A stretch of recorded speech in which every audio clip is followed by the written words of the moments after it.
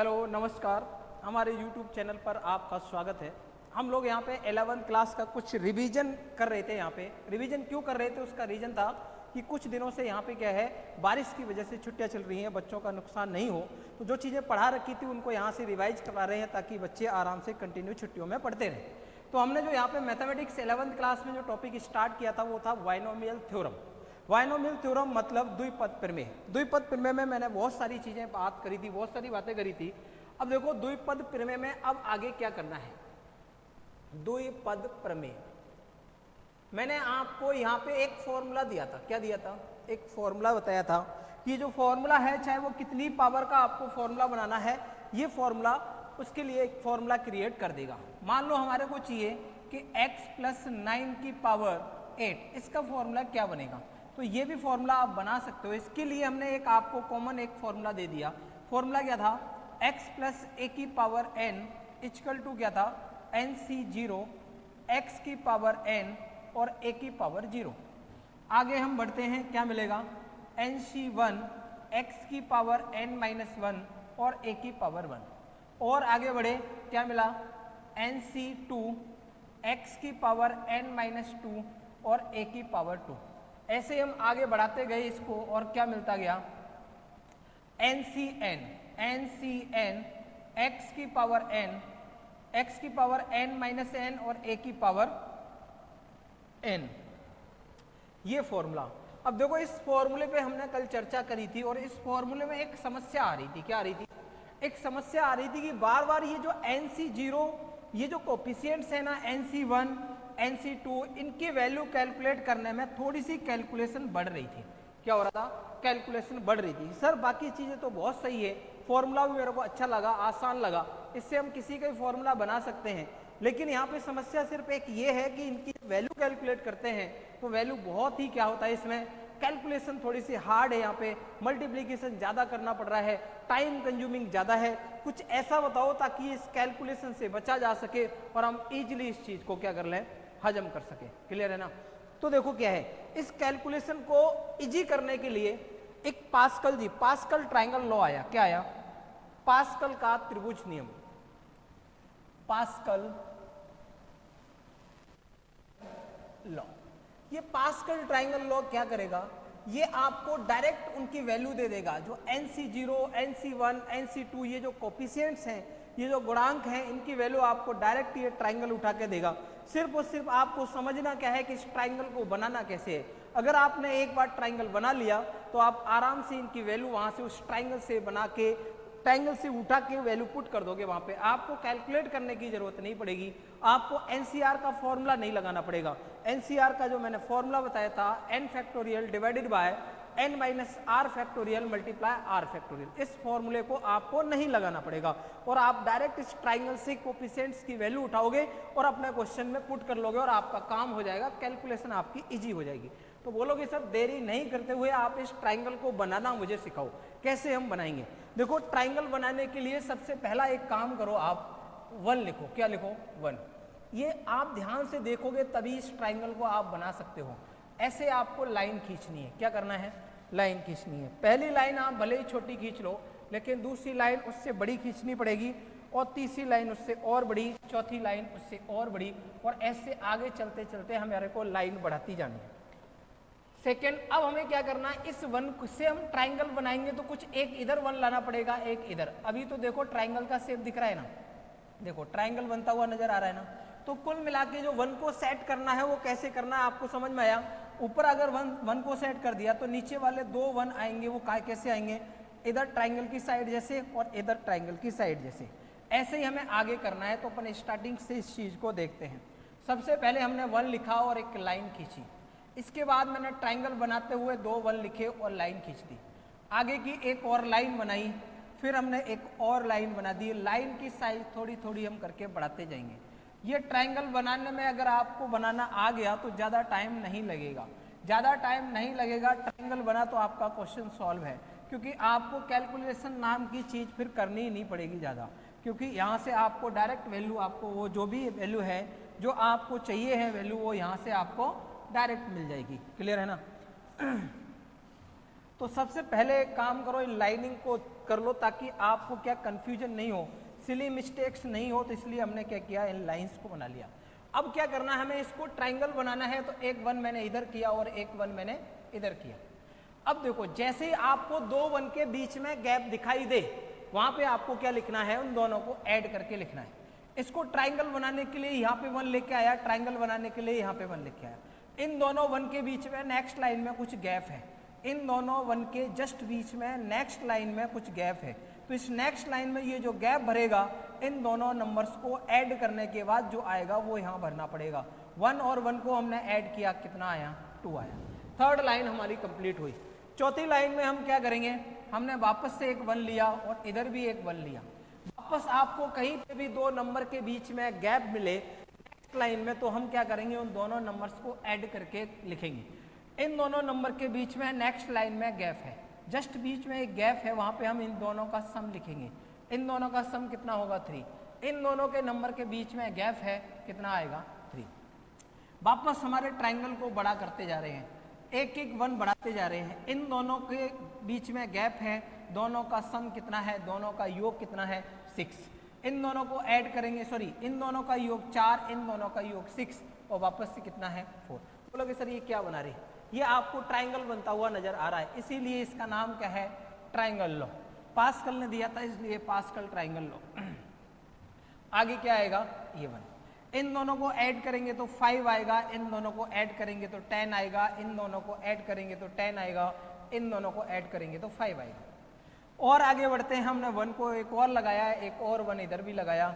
इन दोनों को ऐड करेंगे 6 आएगा, इनको ऐड करेंगे 15 आएगा, इनको ऐड करेंगे 20 आएगा, इनको ऐड करेंगे 15 आएगा और इनको ऐड करेंगे तो 6 आएगा। और आगे बढ़ते हैं, ये इन दोनों को ऐड करेंगे 7, देन 21, देन कितना 35 और आपका 35 और आपका 21 और आपका 7। और आगे बढ़ते हैं, 1 लिया और क्या लिया, 1 लिया। ये अभी मैं आपको समझा रहा हूं इसलिए टाइम लग रहा है इस ट्राइंगल को बनाने में, बाकी आप खुद बनाओगे तो आप मुश्किल से मुश्किल 20 से 30 सेकंड लोगे और आराम से इस ट्राइंगल को बना दोगे। 8, इसको ऐड करेंगे 28 आएगा, इसको ऐड करेंगे तो 6 और 2 और 3 कितना 5, इन दोनों को ऐड करेंगे तो 70, इन दोनों को ऐड करेंगे तो 6 और कितना 5, इन दोनों को ऐड करेंगे तो 28, इन दोनों को ऐड करेंगे तो 8।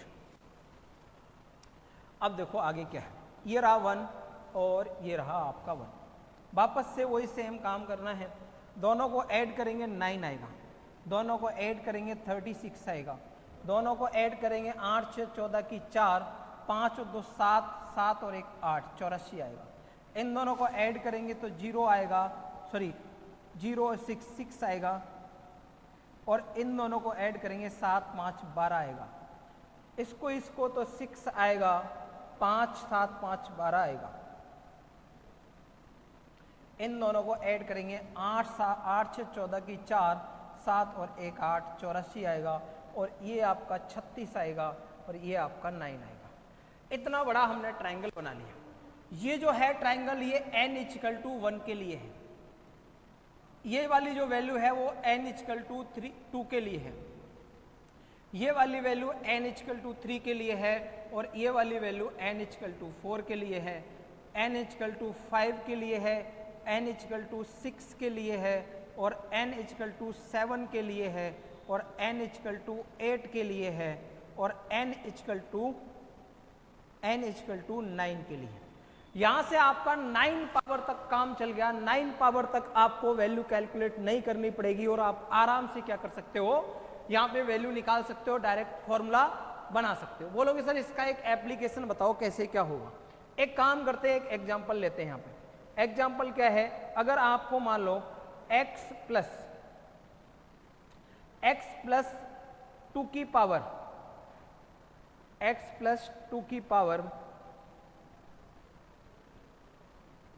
में मैं 6 लेके आ रहा हूं। क्या लेके आ रहा हूं, x प्लस 2 की पावर 6, और भी बढ़ा सकते हो आप 7 कर लो। यहाँ पे क्या कर लो, x प्लस 2 की पावर 7 कर लो। हमने ट्राइंगल तो कहां तक बना लिया, 9 तक बना लिया। अब इसका हमें क्या करना है, प्रसार करना है। बोलोगे सर फॉर्मूला तो हम 1 सेकेंड में लिख देंगे, खोल देंगे। बाकी का काम आपने बता ही दिया तो ये काम आसान हो गया हमारे लिए। कहाँ से स्टार्ट करेंगे? स्टार्ट करेंगे 7C0 से। पहला वाला जो है x उसकी पावर 7 आएगा, दूसरे वाले की पावर में क्या आएगा? 0 आएगा। प्लस एक एक करके नीचे बढ़ाते जाएंगे, 7C1 आएगा, x की पावर जो पावर ज़्यादा थी उसको घटाते जाएंगे, जो कम थी उसको बढ़ाते जाएंगे। 7 था वो घट के क्या आएगा? 6 और 2 की पावर कितना आएगा? 1।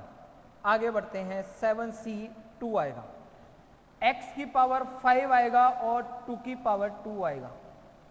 7C3 x की पावर 4 आएगा और 2 की पावर 3 आएगा।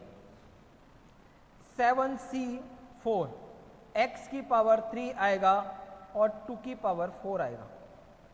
7C5 x की पावर में क्या आएगा? x की पावर में 2 आएगा, 2 की पावर 5 आएगा। 7C6 x की पावर 1 आएगा, 2 की पावर 6 आएगा। 7C7 x की पावर 0 आएगा, 2 की पावर 7 आएगा। ये हमने फॉर्मूला खोल दिया। फॉर्मूला में कुछ भी नहीं है, बिल्कुल इजी है। फॉर्मूले को खोलना आपको आना चाहिए। जब हम फॉर्मूले को खोल दिया, अब आगे की कहानी कैसे स्टार्ट होगी कि सर आपने ये ट्रायंगल बना दिया, इस ट्रायंगल का हम यूज कैसे करेंगे? मैंने बोला बेटा जो ट्रायंगल का यूज है वो हमने ट्रायंगल बनाया क्यों, ये ट्रायंगल की क्या जरूरत पड़ी? जरूरत पड़ी ये जो वैल्यू है 7C0, 7C1, 7C2, जो टाइम लग रहा था वो इनकी वैल्यू कैलकुलेट करने में लग रहा था। हमने लगा के देखा, कैलकुलेट करके देखा, बहुत टाइम लगा।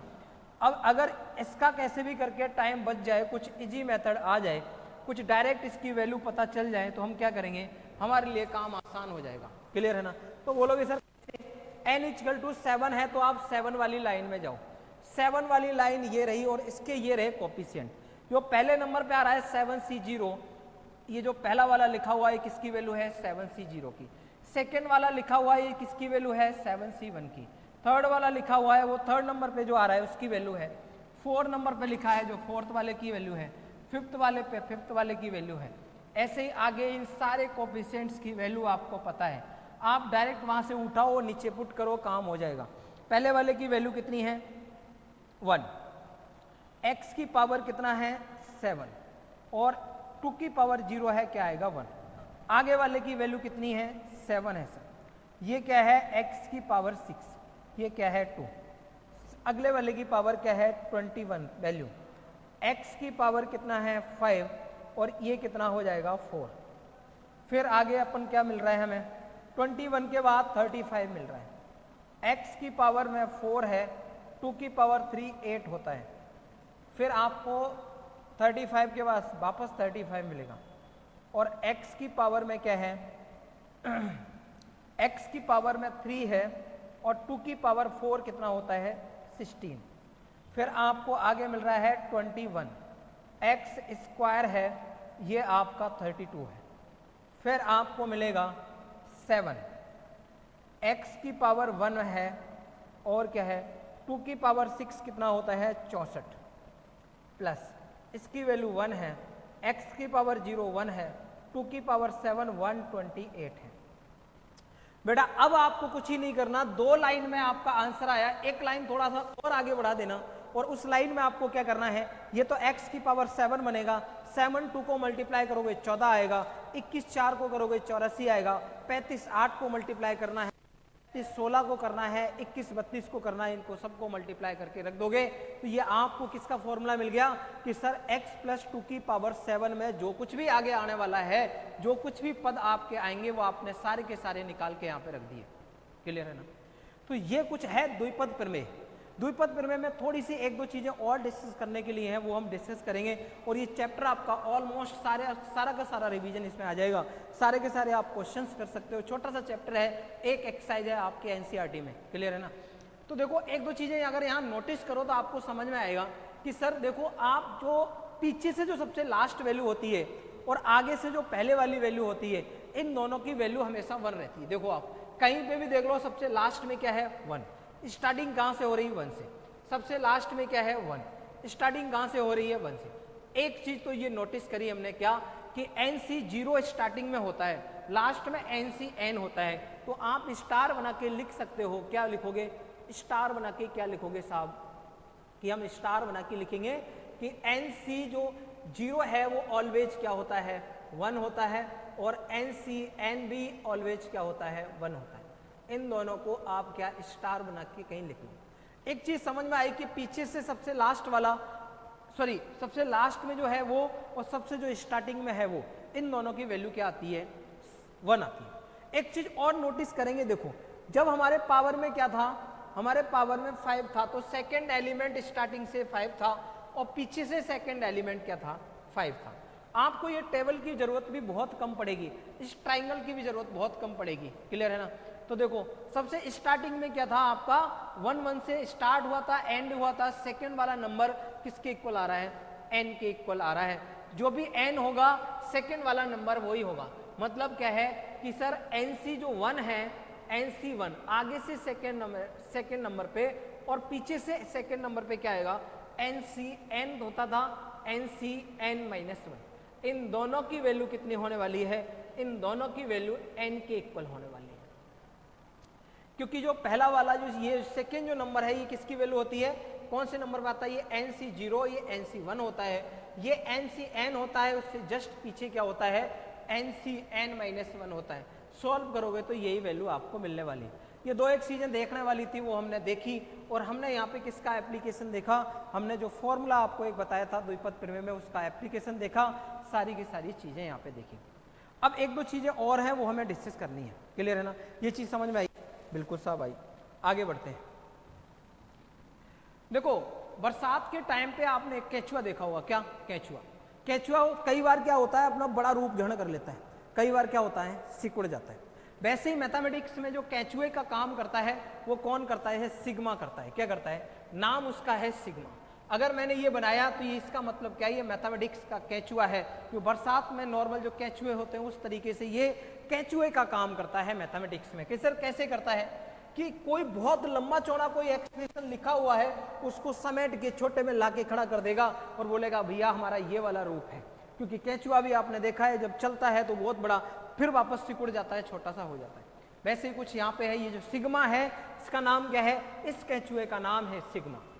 क्या करता है ये सिग्मा, मान लो मैंने अंदर लिख लिया, क्या अंदर लिखा 2 की पावर k, क्या लिखा 2 की पावर k, और यहां मैंने बोला कि 2k = 0 से लेके k = n तक। क्या करता है ये सिग्मा, सिग्मा क्या करता है, सबसे पहले जो लोअर नीचे जो भी है वैल्यू उसको पहले k की जगह पुट करेगा, प्लस का साइन लगाएगा, इसको एक एक करके बढ़ाता जाएगा नीचे वाले को, और कहां तक बढ़ाएगा, ऊपर वाली जो लिमिट है वहां तक बढ़ाएगा। क्लियर है ना, कहां तक बढ़ाएगा, ऊपर वाली लिमिट n है, n की जगह जो भी होगा वहां तक बढ़ाता जाएगा, लेकिन एक बार में एक ही बढ़ाएगा। आप सोचो एकदम से छलांग लगा ले ये केचुआ, वो नहीं लगा सकता। ये केचुआ क्या करता है, धीरे धीरे बढ़ता है। जैसे आपने बरसात का केचुआ देखा होगा, एकदम से सांप की तरह एकदम से स्पीड में नहीं जाता है, क्या करता है, धीरे धीरे बढ़ता है। मतलब ये भी जो है जो वैल्यू इंक्रीज करेगा अपने आप को, जो बढ़ाएगा ये सिग्मा जो अपने आप को बढ़ाएगा वो एक एक करके बढ़ाएगा, एक एक स्टेप आगे बढ़ेगा, एकदम से नहीं। k = जब हम 0 पुट करेंगे तो 2 की पावर 0 आ जाएगा, ऐसे ही प्लस k = 1 पुट करेंगे तो 2 की पावर 1 आ जाएगा। k = अगर हम 3 करेंगे तो क्या आ जाएगा, 2 की पावर 3 आ जाएगा, सॉरी 2 क्या आएगा। हमने 0 से स्टार्ट किया था, आगे क्या मिलने वाला है, हमें मिलने वाला है 2 की पावर 2, 2 की पावर 3 प्लस डॉट डॉट। ये सिग्मा की औकात कहाँ तक है, जो ऊपर बैठा हुआ है वहां तक। 2 को कहाँ तक ले जाएगा, पावर k जो थी k को कहाँ तक ले जाएगा, n तक ले जाएगा। कहाँ तक ले जाएगा, n तक ले जाएगा। बोलोगे सर ये काम तो आपने अच्छा बता दिया कि कहीं पे भी कोई बड़ा एक्सप्रेशन लिखा हुआ हो तो आप क्या करोगे, उसको समेट के रख दोगे और बोल दोगे भैया ये भी क्या है, ये वही है जो लंबा चौड़ा लिखा हुआ था।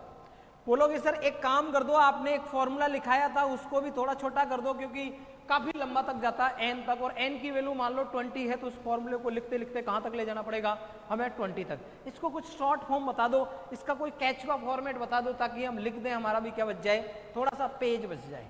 तो हमने बोला बिल्कुल सही है साहब, x + a की पावर n का मैंने फॉर्मूला क्या लिखाया था, फॉर्मूला लिखाया था NC0 x की पावर n और a की पावर 0, NC1 x की पावर n-1 a की पावर 1, NC2 x की पावर n-2 और a की पावर 2, NC3 x की पावर n-3 और a की power 3 plus dot dot NCn x की पावर n-n और a की पावर n।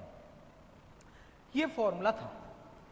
बेटा एक बात बताओ कि अगर मैं इस लंबे चौड़े एक्सप्रेशन को अगर सिग्मा के फॉर्मेट में लिखना चाहें तो हमें क्या लिखना पड़ेगा? हमें क्या यहाँ पे लिखूं मैं सिग्मा के अंदर, और क्या इसकी लिमिट लगाऊं कि जब भी इसको हम खोलें तो हमारे पास क्या आ जाए? ये आ जाए। क्लियर है? क्या आ जाए? ये आ जाए। तो देखो आप बोलोगे सर सब जगह क्या हो रहा है? एक एक बढ़ रहा है। देखो यहाँ पे भी क्या है? 1, यहाँ 0 था, 1 हो गया, 2 हो गया, 3 हो गया, कुछ 1 1 एक एक स्टेप बढ़ रहा है जैसे कि सिग्मा बढ़ाता है अपने आप को। आगे भी देखो क्या है, एक एक वैल्यू पावर x की एक एक वैल्यू कम हो रही है, सिर्फ एक एक हो रही है, एक बार में एक ही कम हो रही है, मतलब सिग्मा भी ऐसे ही कुछ करता है। यहाँ पे a की पावर 0 1 2 3 मतलब बढ़ रही है, तो एक ही एक बढ़ रही है, सिग्मा भी कुछ ऐसे ही करता है। कोशिश ये करो कि सिग्मा के अंदर कुछ ऐसा लिखो कि n इक्वल टू या k इक्वल टू 0 रखने पे ये वाली चीज मिल जाए और k इक्वल टू 1 रखने पे ये वाली चीज। तो मैंने बोला एक काम करो, आप यहाँ पे लिखो NCR। क्या लिखो? NCR। और R की वैल्यू जो मैं लिमिट लगा रहा हूं R इक्वल टू 0 से, और R इक्वल टू मैंने क्या लगा दिया? n तक लगा दिया। क्या लगा दिया? अब देखो जैसे ही मैंने ये लिखा, आप सिग्मा खोलोगे तो क्या मिलेगा? NC0 मिलेगा, पहले प्लस का साइन लगाएगा, NC1 मिलेगा, NC2 मिलेगा, ये सारी की सारी चीजें आपको मिलने वाली हैं। लेकिन प्रॉब्लम ये है सिर्फ हमें इतना ही नहीं चाहिए, हमें और भी आगे चाहिए कि सर क्या चाहिए? हमें x भी चाहिए, हमें a भी चाहिए। तो हमने क्या किया कि x की पावर में क्या लगाया? n-r, और a की पावर में क्या लगा दिया साहब? a की पावर में हमने क्या लगाया? n-r और a की पावर r। अगर आप इस सिग्मा को खोलोगे तो ऑटोमेटिक आपको क्या मिलने वाला है? यही मिलने वाला। चेक कर लो आप, n की वैल्यू हमने पहले क्या रखा? 0, r की वैल्यू क्या रखी? 0, तो क्या मिलेगा? NC0 x की पावर n, 0 रह जाएगा, कोई मतलब नहीं, a की पावर 0 पहला वाला मिल गया। जैसे ही हमने 1 रखा, सेकंड मिल जाएगा, थर्ड रखेंगे, थर्ड मिल जाएगा, आगे चल के ऐसे ही। तो हमने ये जो सिग्मा है ये क्या है? मैथमेटिक्स का एक केचुआ है। जैसे कि बरसात में केचुआ काम करता है, वैसे ये मैथमेटिक्स का जो केचुआ है सिग्मा, वो काम करता है। आज के लिए यहीं पे ब्रेक लगाते हैं, मिलेंगे हम नेक्स्ट वीडियो में, तब तक के लिए टाटा बाय बाय, धन्यवाद।